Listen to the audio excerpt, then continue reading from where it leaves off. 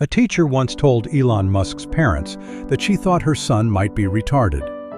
In class, Elon often seemed miles away from whatever lesson was being taught. He would stare into space, disappear into his own thoughts, and sometimes ignore everything happening around him. His parents weren't convinced. At home, they had a kid who never seemed to run out of questions. One of them was, "Where is the whole world?" Questions like that tend to catch adults off guard. Elon spent a lot of time inside his own head, partly because he enjoyed it, partly because the outside world wasn't always that welcoming. School was rough. He was bullied repeatedly. Once, a group of boys pushed him down a staircase and beat him so badly that he ended up in the hospital. While most kids escaped into television, Elon escaped into books, science fiction, fantasy, encyclopedias, anything he could get his hands on. The image many people have of Elon Musk is a middle-class kid with a second-hand computer and a dream. The reality was more complicated. Elon grew up in a very wealthy family in apartheid-era South Africa. His father, Elon Musk, was an engineer involved in several businesses. The family owned luxury cars, flew airplanes, went sailing in yachts, and lived a lifestyle that most people would consider extremely comfortable. Elon and his siblings were sometimes driven to school in a Rolls-Royce. His grandfather wasn't exactly ordinary either. Joshua Haldeman flew his family from Canada to South Africa on a single-engine aircraft and had a reputation for adventure. He flew his airplane across South Africa, exploring in search of lost cities. At around 10 years old, Elon spotted an advertisement for a computer course. He wanted in. The course wasn't cheap, and it wasn't designed for children.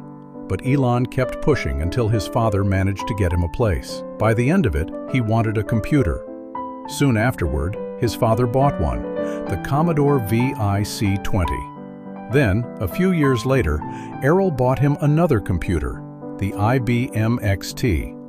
At the time, it was a serious machine, costing the equivalent of many thousands of dollars today. Most kids in the early 1980s never touched a computer. Elon had access to two.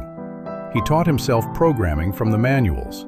No internet, no YouTube, no online courses, just a keyboard and a stack of instructions. At 12 years old, he built a simple space game called Blastar. The code was eventually sold to a computer magazine. The payment wasn't life-changing, but it was probably the first time he saw software turn into money. Meanwhile, things at home were becoming increasingly difficult. Elon's parents divorced when he was 8.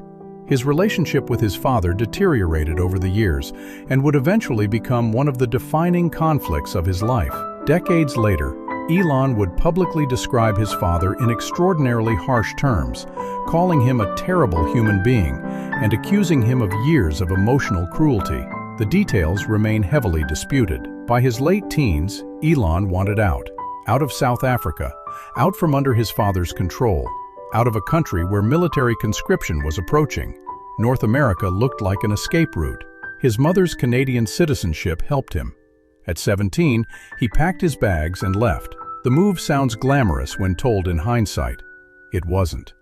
Elon stayed with relatives, worked odd jobs, cleaned boilers, and worked on farms. Eventually, he studied in Canada and later transferred to the University of Pennsylvania in the United States. After graduating, he was accepted into a PhD program at Stanford. That lasted about 2 days. The internet boom had begun. Stanford could wait. Elon dropped out almost immediately. Together with his brother Kimball, he launched a company called Zip2. The idea was simple. Newspapers were moving online, but most had no idea how the internet worked. Zip2 helped newspapers create online city guides that combined maps, business listings, and local information. Today, that sounds ordinary. In the mid-1990s, it was cutting edge. The early days weren't glamorous. The brothers rented a tiny office. Elon slept there. He showered at the YMCA. At one point, he claimed to survive largely on hot dogs, oranges, and whatever was cheapest. Zip2 slowly gained traction. More newspapers signed up. More investors arrived. The company grew. And in 1999, computer manufacturer Compaq bought Zip2 for roughly $300 million. Elon's share of the deal was worth around $22 million. He was 27 years old. The kid who spent his childhood reading science fiction, teaching himself programming, and asking strange questions about the universe was suddenly a millionaire. And that was before PayPal, before Tesla, before SpaceX, before Mars. The version of Elon Musk that most people know today was still years away. We have many more inspiring stories waiting for you. Help us grow our channel by subscribing.